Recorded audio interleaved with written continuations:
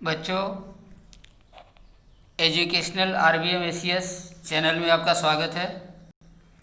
आज हम लोग क्लास 8 का मैथ लेसन 2.2 स्टार्ट करेंगे। इसके पहले हम लोग क्लास 8 का लेसन 2.1 तक जो है चैप्टर पढ़ चुके हैं और आज देखिए हम लोग जो है 2.2 को स्टार्ट कर रहे हैं। सब लोग ध्यानपूर्वक देखिए। इसमें फर्स्ट क्वेश्चन दिया हुआ है कि अगर आपको किसी संख्या से 1/2 घटाने और परिणाम को 1/2 से गुणा करने पर 1/8 प्राप्त होता है तो वह संख्या क्या है। तो देखिए, इसमें हमने चर राशियों के समीकरण के बारे में इसके पहले अभ्यास में हमने बताया था कि चर राशियों का समीकरण कैसे तैयार करते हैं और समीकरण को हल करने की विधि हमने बताई थी। और आज हम लोग समीकरण को निर्माण करना सीखेंगे कि समीकरण कैसे बनाते हैं। जैसे पहला नंबर क्वेश्चन दिया है कि अगर आपको किसी संख्या से 1/2 घटाने और परिणाम को 1/2 से गुणा करने पर 1/8 प्राप्त होता है तो वह संख्या क्या है।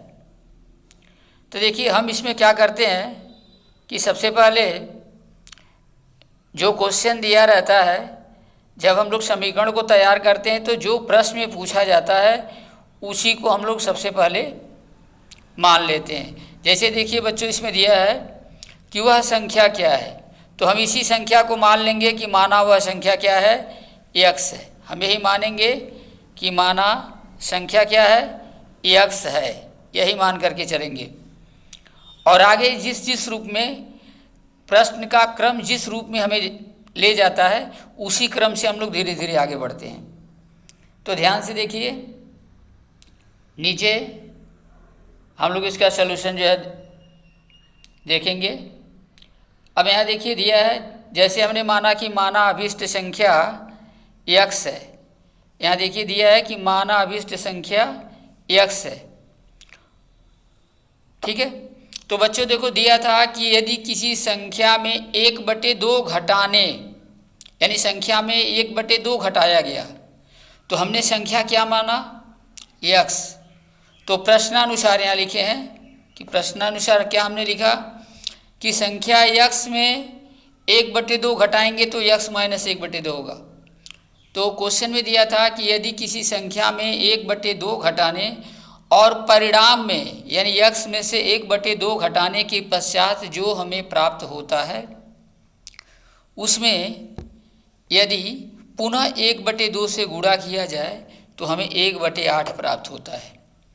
तो इसी तरह से जैसे हम लोग जब समीकरण का निर्माण करेंगे तो जिस क्रम में क्वेश्चन का प्रारूप दिया रहता है, प्रश्न जिस रूप में जिस क्रम में हमें ले जाता है उसी क्रम से हम लोग धीरे धीरे आगे बढ़ते हैं। जैसे कहा है कि संख्या में 1/2 घटाने, तो संख्या में 1/2 घटाएंगे तो चूंकि हमने संख्या को माना x, और संख्या में 1/2 घटाएंगे तो x - 1/2 हो जाएगा। और फिर कह रहा परिणाम, तो मान लीजिए इसका परिणाम जो भी आता है इसको हम ब्रैकेट में लिख लेते हैं और उसमें 1/2 से पुनः क्या करेंगे, गुणा करेंगे। और गुणा करने से कितना प्राप्त होता है, 1/8। ये आपका क्वेश्चन में दिया हुआ है। तो यही आपका समीकरण का निर्माण हुआ। तो हम लोग इसमें यही सीखेंगे कि समीकरण का कैसे निर्माण करते हैं, इक्वेशन को कैसे बनाते हैं। तो यहाँ पर इक्वेशन का निर्माण करना हमने बता दिया है। अब आगे आप लोग इसको सलूशन देखिए कैसे करते हैं। अब चूंकि x - 1/2 दिया हुआ है तो x में से 1/2 घटाने से यहाँ पर कोई विशेष नहीं, यही आएगा आपका 2x - 1/2, यही आएगा। एलसीएम अगर आप लोग 2 लेकर के चलते हैं तो, अन्यथा चूँकि x - 1/2 में 1/2 का गुणा है तो हम क्या कर सकते हैं इसमें, चूँकि ब्रैकेट के बाहर 1/2 है तो 1/2 से हम x में भी मल्टीप्लाई करेंगे और 1/2 से हम इस 1/2 में भी मल्टीप्लाई करेंगे। दोनों संख्याओं से 1/2 में गुणा कर लेते हैं। तो देखिए x से जब 1/2 में गुणा कीजिएगा तो हो जाएगा x/2 माइनस 1/2 में 1/2 का मल्टीप्लाई करेंगे तो हो जाएगा 1/4, यानी 1/4 हो गया। अब बराबर में 1/8 या 1/8 हम इसी तरफ से उतार देते हैं। ठीक है, अब हम पुनः आगे चलते हैं। अब आगे देखिए, निचले स्टेप में क्या देखते हैं। यहाँ तक तो आप लोगों को समझ में आ गया होगा कि यक्स से 1/2 में हमने गुणा किया, x/2 आया, और यक्स से 1/2 से 1/2 में गुणा हुआ तो -1/4, क्योंकि प्लस माइनस माइनस चिन्ह को भी विशेष ध्यान दिया जाता है। और चिन्ह के बारे में, चिन्ह के गुणन की प्रणाली के बारे में हम लोग पिछली कक्षा में भी अध्ययन कर चुके हैं, और इस कक्षाओं में भी हमने बताया है कि क्लास 8 में भी हमने बताया। इसके पहले जब समीकरण को हम लोग लगा रहे थे तो उसमें हमने बताया था कि चिन्ह का परिवर्तन किस तरह से किया जाता है। तो यहाँ देखिए, हमें तो वैल्यू निकालना है केवल x का। तो समीकरण को हल करने में क्या करेंगे कि केवल x वाले पद को, या जो x वाला जो टर्म है उस टर्म को हम लोग केवल समीकरण के बाएं पक्ष में रखते हैं। बाकी जो कांस्टेंट नंबर होता है, जो अचर राशि होती है, उस राशि को हम लोग दाएं पक्ष में ले जाते हैं। जैसे समीकरण के बीच में जहाँ बराबर लगा रहता है, तो बराबर के बाद वाला जो पक्ष होता है उसको हम लोग राइट हैंड साइड कहते हैं, और बराबर के पीछे वाला जो पद होता है उसको लेफ्ट हैंड साइड कहते हैं। तो लेफ्ट हैंड साइड में से ऐसे पद को राइट हैंड साइड में ले जाते हैं जो अचर हो, जो कांस्टेंट हो। तो जैसे कांस्टेंट कहने का मतलब उसका मान जो है बदल न सकता हो, एक स्थिर मान हो। तो यहाँ पर आपको देखिए क्या दिख रहा है कि x/2 ये अचर पद है, तो हम केवल x/2 को यहाँ रहने देंगे। अब देखिए इसके बाद बराबर का चिन्ह दिया गया है, 1/8 हम लिखे हैं, और -1/4 चूँकि यहाँ पर दिया है समीकरण के बाएं पक्ष में। तो जब हम इसको दाएं पक्ष में ले जाएंगे तो क्या हो जाएगा, -1/4 से यहाँ आकर के देखिए +1/4 आ गया। तो यह चिन्ह में ऐसे परिवर्तन हो जाता है। समीकरण को हल करने की विधि हमने पीछे बताया है कि यदि किसी राशि को, अर्थात यदि किसी नंबर को अथवा किसी संख्या को लेफ्ट हैंड साइड से राइट हैंड साइड में, और राइट हैंड साइड से अगर लेफ्ट हैंड साइड में ले जाते हैं तो उसके चिन्ह में परिवर्तन कर देते हैं। इसको बिल्कुल ध्यान रखना है। तो यहाँ पर फिर आगे देखिए, यहाँ x/2 यहाँ पर लिख दिए हैं, बराबर दिया गया है। अब 1/8 और 1/4 के रूप में दिया है, इसको ऐड करना है। तो 8 4 का लॉसअप हमने 8 निकाला। हर से इसमें भाग देते हैं। योग करने की विधि अगर आपको पता होगी तो अच्छी बात है, नहीं तो एक बार देख लीजिए। 8 से इस 8 में भाग देंगे तो 1 आएगा, 1 से ऊपर वाले 1 में गुणा करेंगे, यानी अंश से गुणा करेंगे तो 1 आएगा। फिर इस 4 से अगर 8 में भाग देंगे तो 2 बार जाएगा, और 2 से ऊपर वाले 1 में गुणा करेंगे, यानी अंश से गुणा करेंगे तो 2 आएगा। तो कितना आया आपका, x बराबर ऊपर 2 और 1 जोड़ेंगे तो 3/8। x बराबर कितना आया, 3/8। ये आपका आ गया 3/8। अब हम क्या किए हैं, देखिए यहाँ जो लेफ्ट हैंड साइड में दिया था x/2 दिया था, लेकिन हमको तो वैल्यू केवल हमको x का निकालना है, अर्थात इस 2 को भी यहाँ से हटाना है। तो 2 क्या है, यहाँ पर हर में है, और यदि कोई संख्या अंश बटे हर के रूप में होती है, इसका मतलब कि वो क्या है, भाग है। तो यहाँ पर 2 से x में भाग दिया गया है। जब दूसरे पक्ष में ले जाएंगे तो यहाँ क्या करेंगे, गुणा करेंगे। तो 3/8 × 2। अब 2 से यहाँ घटाइएगा तो 2 × 1 = 2 और 2 चौके 8, 2 4 जा 8। कितना आया आपका, 3/4 आएगा। तो यहाँ पर देखिए नीचे यहाँ 3/4 लिखा गया है, यही आपका आंसर है। ठीक है, तो यह बच्चों पहले नंबर क्वेश्चन का आंसर हो गया कि वो अभीष्ट संख्या जो दी गई थी वह क्या है, 3/4 है। यही आपका आंसर है। तो इसको बिल्कुल ध्यान रखिएगा। अब हम नेक्स्ट क्वेश्चन पे आगे बढ़ते हैं। क्वेश्चन नंबर 2 ध्यान से देखिए। दिया है एक आयताकार तरणताल की लंबाई उसकी चौड़ाई के दुगने से, कुछ साइड में कटा हुआ है। एक आयताकार तरणताल की लंबाई उसकी चौड़ाई के दोगुने से 2 मीटर अधिक है।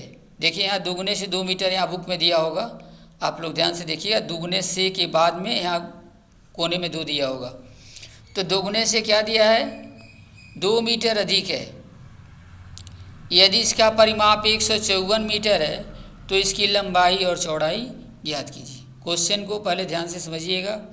दिया है एक आयताकार तरणताल की लंबाई। तरणताल क्या है, स्विमिंग पूल को कहा जाता है। तो एक आयताकार तरणताल की लंबाई उसकी चौड़ाई के दुगने से 2 मीटर अधिक है। क्वेश्चन को ध्यान रखना है कि लंबाई चौड़ाई के दोगुने से 2 मीटर अधिक है और परिमाप 154 मीटर है, तो इसकी लंबाई और चौड़ाई ज्ञात कीजिए। तो देखिए हम आगे क्वेश्चन में चलते हैं। सॉल्यूशन देखिए, यहाँ दिया है सॉल्यूशन में, देखिए दिया है कि एक आयत की लंबाई, हमने माना है कि आयत की लंबाई x मीटर है, ठीक है, सॉरी हमने माना है आयत की चौड़ाई x मीटर है। क्यों हमने x माना है, इसे भी ध्यान दीजिए, क्योंकि इसमें दिया गया है, मान लेते हैं कि यही हमारा आयत है, यह मान लीजिए आयत है, ठीक है। तो बच्चों इसको मान लेते हैं कि यही आपका आयताकार तरणताल है और इस आयताकार तरणताल की लंबाई चौड़ाई के दुगने से 2 मीटर अधिक है। तो देखिए लंबाई तो यह वाला भाग है, ये वाला भाग जो आपकी लंबाई है, और यह वाला भाग जो हमने क्रॉस किया ये चौड़ाई है। तो लंबाई जो है चौड़ाई के दुगने से 2 मीटर अधिक है। तो चौड़ाई भी नहीं दिया है, लंबाई भी नहीं दिया है, तो हम क्या किए, पहले इसमें मान लेंगे कि माना आयत की चौड़ाई x मीटर है। माना आयत की चौड़ाई x मीटर है, यानी ये चौड़ाई वाला हिस्सा क्या है, x है। इसको हम x मान लेते हैं कि माना आयत की चौड़ाई x है। तो इधर वाली भी चौड़ाई क्या हो जाएगी, x ही हो जाएगी। अब आयत की लंबाई कितना दिया है, क्वेश्चन के अनुसार आगे बढ़ेंगे। आयत की लंबाई चौड़ाई के दुगने से 2 मीटर अधिक, तो चौड़ाई का दुगना कीजिएगा तो 2x हो जाएगा, क्योंकि उसकी चौड़ाई x थी, x का दुगना करेंगे तो क्या होगा 2x, और उसके 2x से 2 मीटर क्या है, अधिक है, यानी 2x + 2 ये आपकी लंबाई हो गई और चौड़ाई भी क्या हो गई, x हो गई। ये आपकी आयत की लंबाई और चौड़ाई हुई। तो इसे पहले ध्यान दीजिएगा। और दूसरी चीज़ फिर दिया है कि आयत का परिमाप 154 मीटर है। तो हम परिमाप को हम जो माने हैं, मान करके पहले जो निकाले हैं लंबाई और चौड़ाई, उसके अनुसार हम लोग पहले आयत के परिमाप को ज्ञात कर लेते हैं। तो देखिए आयत का परिमाप का फार्मूला होता है 2 ब्रैकेट में लंबाई प्लस चौड़ाई। क्यों ऐसा होता है, क्योंकि इसमें देखिए आयत में लंबाई भी 2 बार है, आमने सामने वाली भुजा लंबाई है, और इधर आमने सामने वाली भुजा क्या है, चौड़ाई है। इसीलिए लंबाई भी 2 बार, चौड़ाई भी 2 बार, तो लंबाई और चौड़ाई यानी चारों भुजाओं का योगफल ही परिमाप होता है। आयत के चारों भुजाओं का योगफल परिमाप होता है। और किसी भी चीज़ का परिमाप निकालना हो तो उसके बाहरी माप को ही परिमाप कहते हैं, बिल्कुल ध्यान दीजिएगा। अगर किसी भी आयत हो, वर्ग हो या त्रिभुज हो, किसी चीज़ का अगर परिमाप निकालने के लिए दिया हो तो इसका मतलब क्या है कि परिमाप किसे कहते हैं, परिमाने होता है बाहरी माप। तो किसी भी आकृति के बाहरी माप को ही परिमाप कहते हैं। तो इसमें चूंकि आयत में लंबाई 2 बार है, चौड़ाई भी 2 बार है, इसीलिए आयत का परिमाप का फार्मूला होता है 2 ब्रैकेट में लंबाई प्लस चौड़ाई। अब यहाँ देखिए, यहाँ फिर नीचे बराबर दिया गया है। यह भी क्वेश्चन लगाते समय बिल्कुल ध्यान में देना है कि कहीं भी आप बराबर का अगर साइन अगर सॉल्यूशन में हल करते हैं तो एक सीध में रहे, ठीक है। अब यहाँ क्या करते हैं, 2 ब्रैकेट में लंबाई देखिए यहाँ पर हमने लिखा था 2s + 2, तो हमने 2s + 2 उतार दिया। आप प्लस चौड़ाई x माना था तो प्लस x। उसके नीचे लाइन में हमने क्या किया, 2 ब्रैकेट में 2x और x को ऐड किया गया है, जोड़ा गया है। तो 2x + x को ऐड करेंगे तो क्या होगा 3x, आप +2 को उसी तरह से उतार दिए तो 3x + 2। अब 2 से 3 में मल्टीप्लाई किया गया तो 2 3 जा कितना हो गया 6, और 2 में 2 का मल्टीप्लाई किए तो 2 2 जा 4, तो 6x + 4 मीटर, यह हो गया आपके आयत का परिमाप। जो क्वेश्चन में दिया गया था, क्वेश्चन के अनुसार हम लोग आयत की लंबाई और चौड़ाई, यानी जो आयताकार स्विमिंग पूल दिया गया था उसकी लंबाई और चौड़ाई को हमने माना, और मानने के बाद हमने उसका परिमाप ज्ञात किया तो आया 6x + 4 मीटर। अब इसको क्या करेंगे, यहाँ देखिए लिखे हैं प्रश्नानुसार। प्रश्नानुसार मतलब प्रश्न के अनुसार। क्यों प्रश्नानुसार लिखेंगे? क्योंकि प्रश्न के अनुसार दिया गया है कि आयत का परिमाप कितना है, 154। देखिए जब समीकरण का हम निर्माण करते हैं तो हम वही चीज़ निकालने का प्रयास करते हैं, वही चीज़ निकालते हैं जो कि किताब में दिया गया हो, जो प्रश्न में दिया गया हो। जैसे प्रश्न में आयत का परिमाप दिया था 154 और हमने यहाँ पर 154 के जगह पर हम निकाले हैं 6x + 4 मीटर। ये आयत का परिमाप हम निकाले हैं। अब यही प्रश्नानुसार में लिख देंगे कि प्रश्नानुसार 6x + 4 = 154। 6x + 4 = 154। अब इसको सॉल्यूशन करेंगे तो हम जानते हैं कि हमको केवल अचर पद को लेफ्ट में राइट में रखना है, और जो चर राशि हो अर्थात जो x हो, y हो, z हो, उसी को केवल लेफ्ट हैंड साइड में रखना है। तो अब क्या करेंगे, 6x को देखिए यहाँ रखे हैं, यहाँ +4 था, इसको दूसरे पक्ष में ले जाएंगे तो हो जाएगा -4। अब यहाँ सब्ट्रैक्ट किए हैं यानी घटाए हैं, तो 154 में से 4 गया तो कितना हुआ, 150। 6x = 150। आगे देखिए, अब यहाँ समीकरण का सॉल्यूशन पूरा देख लीजिए। अब यहाँ पर 6x + 4 = 154। अब 4 को उधर ले गए हैं तो क्या हो गया है, 154 - 4 यानी 150 हो गया। तो 6x = क्या हो गया, 150।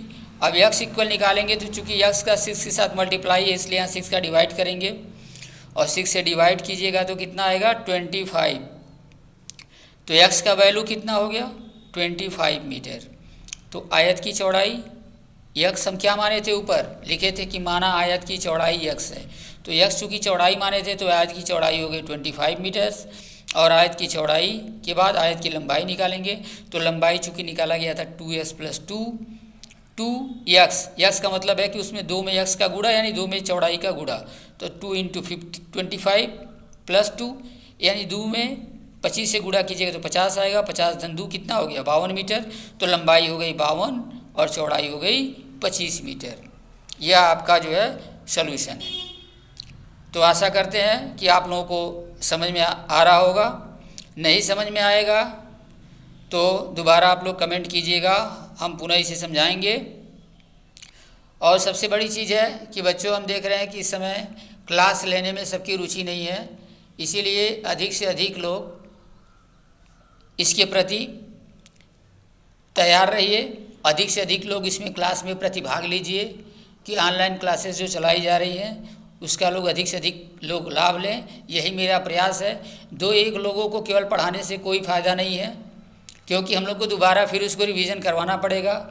और चूँकि क्लासेस इसी तरह से लगभग अभी 15 अगस्त के बाद ही स्टार्ट होने वाली हैं, तो इसलिए हम चाहते हैं कि आप लोग जो ऑनलाइन क्लासेस जो चलाए जा रहे हैं इसके प्रति बार बार कमेंट करें, पूछें। और हम ये भी चाहते हैं कि आप लोग इसके बारे में कम से कम बताने का कष्ट करें कि कितने लोग इसमें भाग ले रहे हैं, कितने लोग पढ़ रहे हैं, कौन कौन लोग उसमें भाग ले रहे हैं। जो आप लोग वर्क करते हैं उसको भी जो व्हाट्सएप ग्रुप है आप लोगों के क्लास का, उस व्हाट्सएप ग्रुप पे भेजिए, और दूसरे क्लास के लोगों को भी बताइए कि आप लोग जो भी पढ़ते हैं उसे अपने ग्रुप में भेजें, ताकि ये पता चल सके कि सभी लोग इसमें प्रतिभाग ले रहे हैं और अधिक से अधिक लोग जो इसमें लाभ ले रहे हैं। अब हम क्वेश्चन नंबर 3 पे चलते हैं।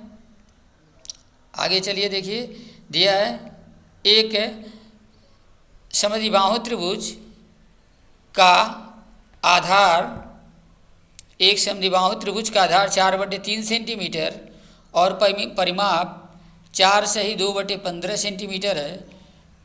उसकी बराबर भुजाओं की माप ज्ञात कीजिए। तो उसमें जो बराबर भुजा है, समद्विबाहु त्रिभुज दिया है, समद्विबाहु त्रिभुज का आधार दिया है, उसका परिमाप दिया है। तो देखिए बच्चों, हम बताएं कि समीकरण के निर्माण में सबसे पहले क्या करते हैं, जो चीज़ दिया गया हो उसी को हम निकालते हैं। जैसे देखिए आधार दिया, परिमाप दिया है, तो हम भी समद्विबाहु त्रिभुज के परिमाप को ही निकालेंगे। आधार के बेस पर, यानी बेस जो दिया गया है उसी को लेकर के हम लोग उसका परिमाप निकालेंगे, और उसकी बाकी जो दो बराबर भुजाएं हैं, समद्विबाहु त्रिभुज है। समद्विबाहु त्रिभुज किसे कहते हैं?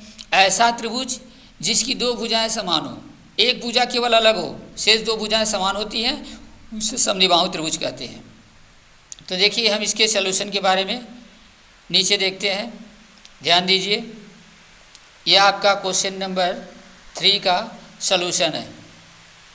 देखिए क्वेश्चन नंबर 3 है, सलूशन लिखा गया है।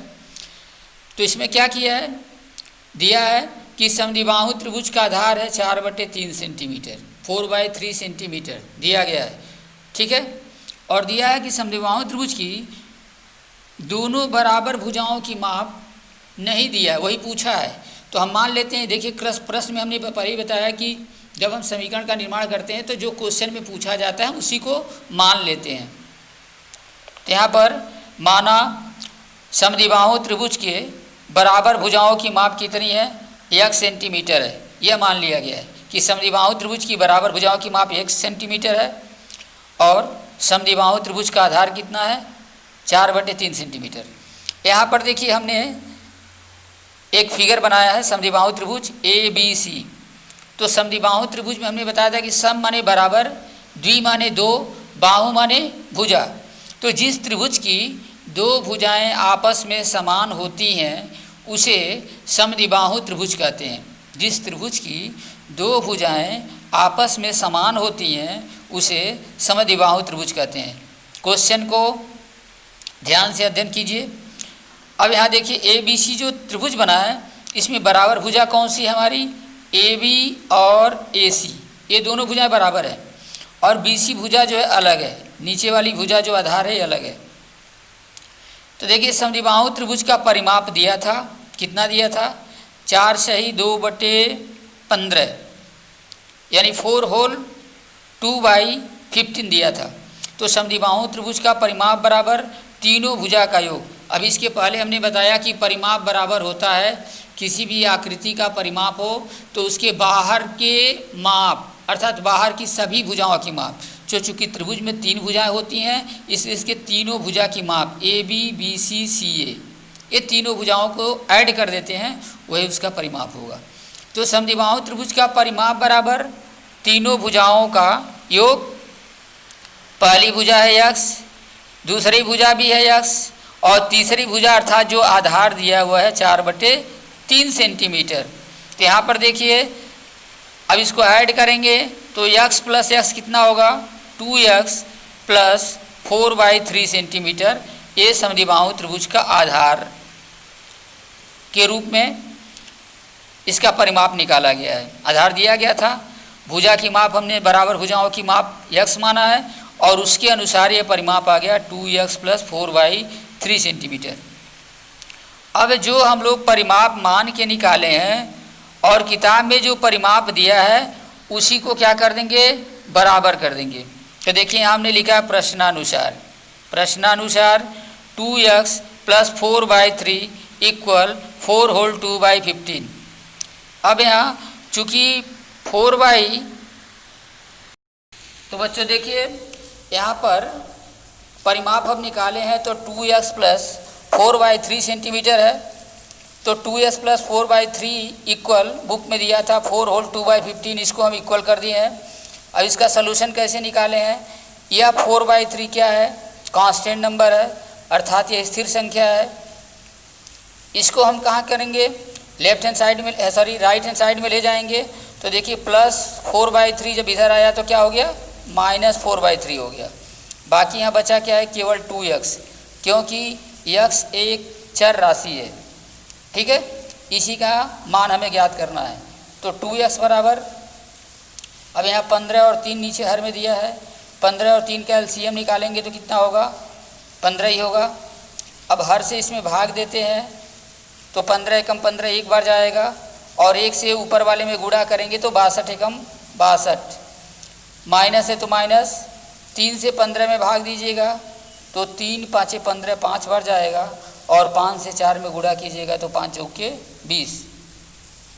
तो 2x बराबर, अब इसको हम क्या करते हैं, सब्ट्रैक्ट कर देते हैं, घटा देते हैं, तो 62 में 20 जाएगा तो कितना बचेगा, 42/15। अब इसको क्या किए हैं कि 42 और 15 जो संख्या है यह 3 से दोनों डिविजिबल है, अर्थात ये 3 से विभाजित हो जाएंगी।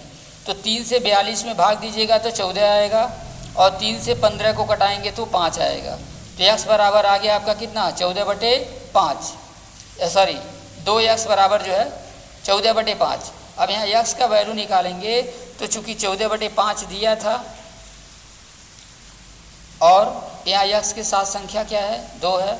2 जब इधर आएगा तो यहाँ 2 का क्या करेंगे, नीचे ला करके गुणा कर देंगे, अर्थात 2 से भाग करेंगे, फिर 2 से कटा दीजिएगा, 2 सते 14, कितना आया 7/5, और 7/5 का मतलब होता है 1 सही 2/5, यही आपका आंसर है। तो यह क्वेश्चन नंबर आपका 3 है। अब आगे हम क्वेश्चन नंबर 4 पर ध्यान देते हैं। देखिए यहाँ दिया है कि दो संख्याओं का योग 95 यानी 95 है। दो संख्याओं का योग 95 है। यदि एक संख्या दूसरी से 15 अधिक है तो दोनों संख्याएं ज्ञात कीजिए। दो संख्याओं का योग 95 है। यदि एक संख्या दूसरी से 15 अधिक है तो दोनों संख्याएं ज्ञात कीजिए। इसका भी सलूशन हम क्वेश्चन नंबर 4 पर ले चलना है। क्वेश्चन नंबर 4 का सलूशन है कि दो संख्याएं दी गई है, एक संख्या दूसरे से 15 अधिक है। तो माना हम पहली संख्या मान ली है कि x है। आप कोई भी संख्या यहाँ मान सकते हैं। माना दूसरी संख्या x है। अगर दूसरी संख्या x है तो पहली संख्या बराबर x धन 15 होगा, ठीक है। और यदि हम पहली संख्या x माने हैं तो दूसरी संख्या हो जाएगी x धन 15। तो माना पहली संख्या x तो दूसरी संख्या होगा x धन 15, क्योंकि किताब में दिया है कि एक संख्या दूसरी संख्या से 15 अधिक है। तो एक संख्या अगर हम x मानेंगे तो दूसरी संख्या उससे 15 अधिक हो जाएगी। और आगे क्या दिया था कि दोनों संख्याओं का योग 95 है, अर्थात दोनों संख्याओं को यदि हम जोड़ेंगे तो कितना आएगा, 95 आएगा। तो यहाँ पर क्या किए कि x धन x, पहली संख्या इसमें क्या थी, x थी, और दूसरी संख्या यहाँ पर दी गई थी x धन 15, ठीक है। तो बच्चों यहाँ ध्यान से देखेंगे, x में x धन 15, चूँकि पहली संख्या x है, दूसरी संख्या x धन 15 है। दोनों को ऐड करेंगे तो आएगा 2x धन 15। यहाँ 15 को चूँकि एक अचर राशि है तो इसको हम क्या करेंगे, राइट हैंड साइड में ले जाएंगे। तो देखिए यहाँ पर +15 यहाँ करके आ गया -15, 95 -15। तो 2x बराबर हो गया आपका कितना, 2x बराबर 95 में 15 जाएगा तो कितना बचेगा, 80। फिर देखिए यहाँ पर x लिखा गया है तो x बराबर 80 है। अब चूंकि x के साथ यहाँ 2 का गुणा है तो यहाँ के 2 का भाग होगा, तो 80/2, और 80 में 2 का भाग देंगे तो कितना आएगा, 40। x बराबर 40, अर्थात पहली संख्या 40 है और दूसरी संख्या क्या है, उससे 15 अधिक, अर्थात 40 में 15 जोड़ेंगे तो कितना आएगा, 55। तो ये आपकी दूसरी संख्या है। और यहीं पर हमारा आंसर मिल जाता है कि अभिष्ट संख्याएं कितनी है, 55 और 40, अर्थात एक संख्या 40 है तो दूसरी संख्या 55 है, चाहे एक संख्या 55 है तो दूसरी संख्या 40 है। तो आज हम लोग जो है क्वेश्चन नंबर 4 तक जो है इसमें हल देखे हैं। और बच्चों आगे आप लोग भी थोड़ा प्रयास कीजिए। जैसे इसमें देखिए क्वेश्चन नंबर 5 दिया हुआ है कि दो संख्याओं में अनुपात 5 संबंधे 3 है, यानी 5:3 है। दो संख्याओं में अनुपात 5:3 है। यदि उनमें अंतर 18 है तो संख्याएं ज्ञात कीजिए। तो थोड़ा हम इस पर हिंट्स दे रहे हैं, आप लोग अपने थोड़ा प्रयास कीजिएगा। देखिए यहाँ दिया है कि दो संख्याओं में अनुपात 5:3 है। तो आप क्या करेंगे, सॉल्यूशन में पहले लिखेंगे कि दो संख्याओं में अनुपात बराबर, इसी को उतार देंगे, दो संख्याओं में अनुपात बराबर कितना हो गया, 5:3। नीचे क्या कीजिएगा, लिखिएगा कि माना पहली संख्या, माना पहली संख्या कितनी है, तो माना पहली संख्या देखिए यहाँ 5 रेशियो दिया है, तो माना पहली संख्या आप मान लीजिएगा 5x, तथा दूसरी संख्या मान लीजिएगा कितना है 3 है, तो क्या मान लेंगे 3x। नीचे लिखिएगा कि माना, पहले लिखिएगा कि चूंकि दोनों संख्याओं का अनुपात बराबर 5:3 यानी 5:3, माना पहली संख्या बराबर 5x और दूसरी संख्या बराबर 3x, यह आपको पहले मान लेना है। ठीक है, अब आगे देखिए फिर क्या करना है, फिर आगे लिखिएगा कि प्रश्नानुसार, अब प्रश्नानुसार में कह रहा है कि यदि उनमें अंतर 18 है, तो देखिए 5x, प्रश्नानुसार में 5x माइनस 3x, इन दोनों का अंतर हो गया, पहली संख्या में दूसरी संख्या को घटा दिए तो कितना आया 18। ठीक है, तो यहाँ पर हल कीजिएगा, 2x बराबर 18 हो जाएगा और x बराबर यहाँ पर हल कीजिएगा तो 18/2 यानी 9, आंसर आ जाएगा आपका 9।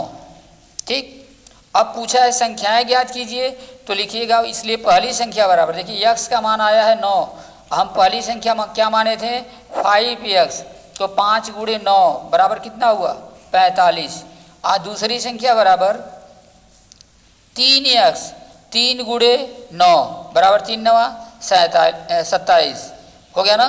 तो इस तरह से 45 और 27 यह जो हमारा आंसर हो जाएगा।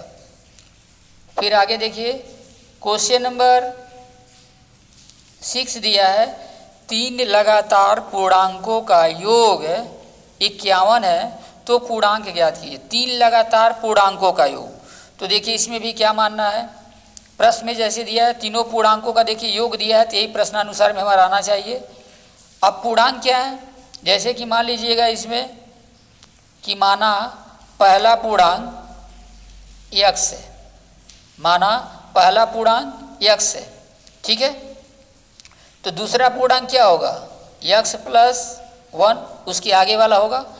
3 जो है लगातार पूर्णांकों का योग, लगातार माने क्रम से है, जैसे कि मान 3 4 5 12 13 14, ठीक है, यानी कोई 3 संख्या दी गई है जो क्रम से है, एक लाइन से है, तो हम पहली संख्या अगर x मानेंगे तो दूसरा हमारा पहला पूर्णांक अगर x होगा तो दूसरा पूर्णांक हो गया x प्लस 1, और तीसरा पूर्णांक क्या होगा x प्लस 2।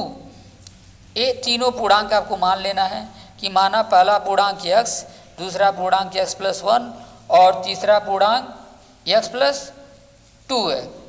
अब लिखिएगा फिर नीचे कि तीनों पूर्णांकों का योग बराबर, तो तीनों पूर्णांकों का योग बराबर, तो तीनों को ऐड कीजिएगा, x plus x plus 1 plus x plus 2, तो तीनों पूर्णांकों का योग बराबर हो जाएगा, नीचे हल करने पर 3x प्लस 3 आ जाएगा। तीनों पूर्णांकों का योग कितना हो गया 3x प्लस 3, ठीक है, ये हो गया आपका तीनों पूर्णांकों का योग 3x प्लस 3, ये ध्यान दीजिएगा 3x प्लस 3, ये तीनों पूर्णांकों का योग है। लेकिन किताब में क्या दिया है 51 है, तो लिखिएगा प्रश्नानुसार 3x प्लस 3 बराबर 51 ऐसे।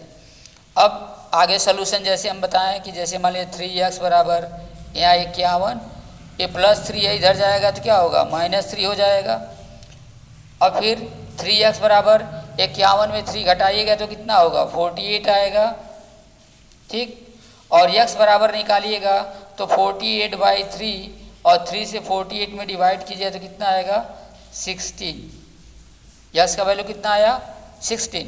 तो पहली संख्या हो जाएगी 16 यानी 16, दूसरी संख्या हो जाएगी 17 और तीसरी संख्या हो जाएगी 18। अब इन तीनों को आप जोड़ करके देख लीजिए 51 आ जाएगा, 6 7 13, 13 8 21 और 3 2 5 51 हो जाएगा।